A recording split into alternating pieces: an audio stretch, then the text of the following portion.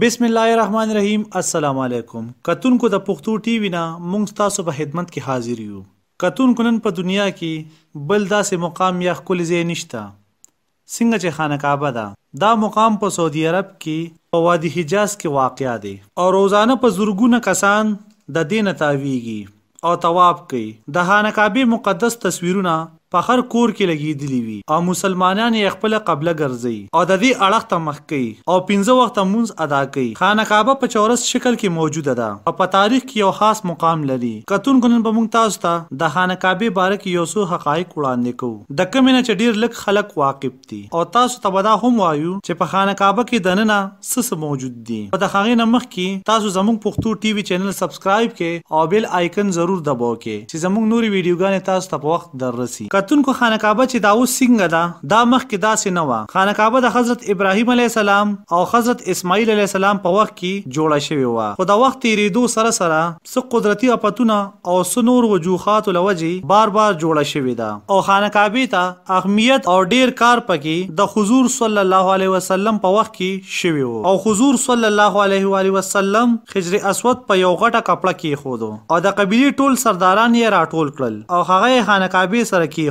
په اخیری ځل خانه کعبه په 1996 کې د ویښه نوې جوړه شوه او ډېر داسې کاڼي او کارونه یې پکې نوي کړل او د خانه کعبې بنیاد یې مضبوط کو او چت یې پې واچو او د خانه کعبې ډانچه یې ډېره مضبوطه او لوړه جوړه کړه. خانه کعبه تقریبا 180 میټر باندې مشتمله ده. د دې چت د لرګي په 3 ستنو باندې ولاړ دی او دا لرګي د دنیا د ټولو نه مضبوط لرګو کې شمارل کیږي. د لرګي دا 3 ستنې صحابي رسول حضرت عبدالله بن زبیر دا 3 ستنې جوړې کړې وي او د دې 1450 کاله وشو خو دې لرګي کې څه فرق نه دی راغلی. په دې کې بره یو تار ګیدلی دی په کومه باندې چې د خانه کعبې قیمتي تحایف او نور څیزونه ځوړند دي. خانه کعبه کې یو ګوټ ته یو وړه نری شان کمره ده کومې کې چې څیړۍ دي او هغې ته خصوصي تاله لګېدلي وي او د هغې په دروازه باندې د سور رنګ د ریشمو کپړه ځوړنده وي. د خانه کعبې دننه فرش د سنگي مرمرو دی او سپین رنګ یې دی. د خانه کعبې دننه ټول د سنگي مرمرو کاڼي لګېدلي دي. کتونکو په خانه کعبه کې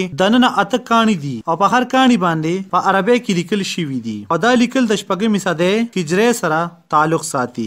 د خانه کعبې مشرق طرف ته دروازه ده او په یو کاڼي باندې د سعودي عرب شاه فهد بن عبدالعزیز السعود یو دستاویز لیکل شوی دی او دا یې په یو سنگي مرمر باندې لیکلي دي او په دې د کعبې د جوړېدو تاریخ لیکلی دی. په خانه کعبه کې دننه په دیوالونو باندې لس د سنگي مرمرو کاڼي لګېدلي دي او د دې ټول سپین رنګ دی. کتونکو داسې بسوک وي چې نه غواړي چې خانه کعبې ته وردننه نشو. هغه ځای د کومې ګیر چاپیره چې په لکونو مسلمانان طواف کوي. په تېرې شوي وختونو کې به د خانه کعبې دروازه هر میاشت 2-3 ځله کولاوېده چې ټولو خلکو ته به د دننه تلو اجازت میلو شي. خو اوس دا په کال کې صرف 2 ځله کولاویږي. یو ځل په 1 شعبان باندې چې خانه کعبې ته غسل ورکړي او دویم ځل په 1 ذوالحج باندې د دې صفایي او غسل ورکړي او نوی غلاف پې اچي او نور د دې خادم حرمین او شریفین په اجازت باندې د خاصو خلکو د پاره کولاویږي او د عامو خلکو د پاره د بیت الله دروازې اوس نه کولاویږي. د دې وجه ډیر زیات رش دی ځکه چې تیر شوي یو څو کالو کې د حج کوونکو تعداد 10 لکو نه زیات شوی دی. کتونکو د خانه کعبې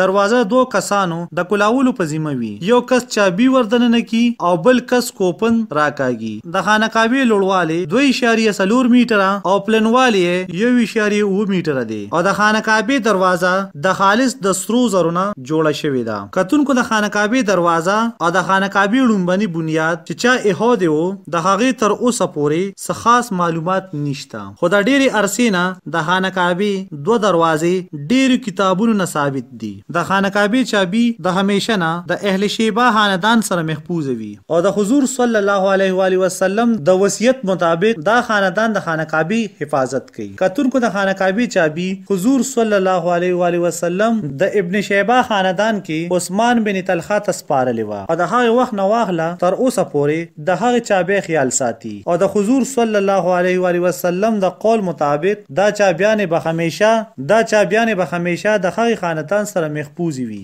کتونکو اوس په موږ تاسو ته د خانه کعبې باره کې یو څو دلچسپ حقایق وړاندې کوو. کتونکو د خانه کعبې د پوره جوړېدو نه مخکې چې کله به هم دغلته باران وشو نو ټولې اوبه به د خانه کعبې خواته راجمع شوې او د یو سیلاب منظر به یې پیش کو او د اوبو د نکاسې پوره انتظام موجود نه و او خانه کعبه به په اوبو کې نیمه ډوبه وه. خو دغه وخت کې هم د خانه کعبې نه طواف نه دی بند شوی. مسلمانانو به لامبو وهله او د خانه کعبې نه به یې ګیر چاپیره طواف کو. کتونکو ډېرو خلکو ته به دا حسرت و چې خانه کعبه به دننه څنګه وي او دې کې به دننه څه وي. خوش نصیبه دي هغه خلک چاته چې خانه کعبې ته د دننه تلو اجازت میلو شي. کتونکو د خانه کعبې دوه دي، یو په دې دنیا او یو بالکل د دې د پاسه. په جنت کې هم یو خانه کعبه ده کومې ته چې بیت المعمول وي.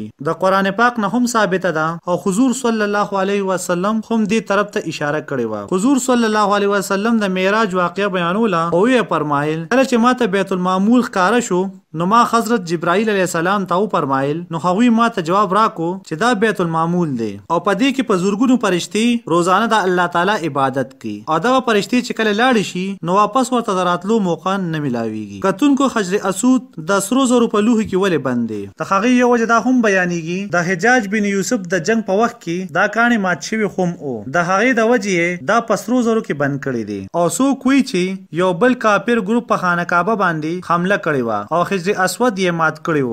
هغوی به دا ګڼل چې حج کول د یو توهین پرستی عمل دی او خپل خبره یې منلو په وجه باندې حجاج کرام مړه کړل او یو کوی ته یې وروغورځول او حجر اسود یې د خانه کعبې نه ځان سره یوړو او بیا وروسته د مسلمانانو د حریفونه چې مجبوره شو نو حجر اسود یې د ټوکړو په شکل کې واپس کړو او نو بیا یې دا لار روویسته چې حجر اسود یې د چاندې په یو سوانچه کې بند. څه خلک دا هم ګڼي چې د حجر اسود څه کاڼي اوس هم نور ځینو کې دي. کتونکو نور داسې قسم ویډیوګانو لپاره زموږ پښتو ټي وي چینل سبسکرایب کړئ او بیل آیکن ضرور دبو کړئ چې زموږ نوري ویډیوګانې تاسو ته په وخت در رسي.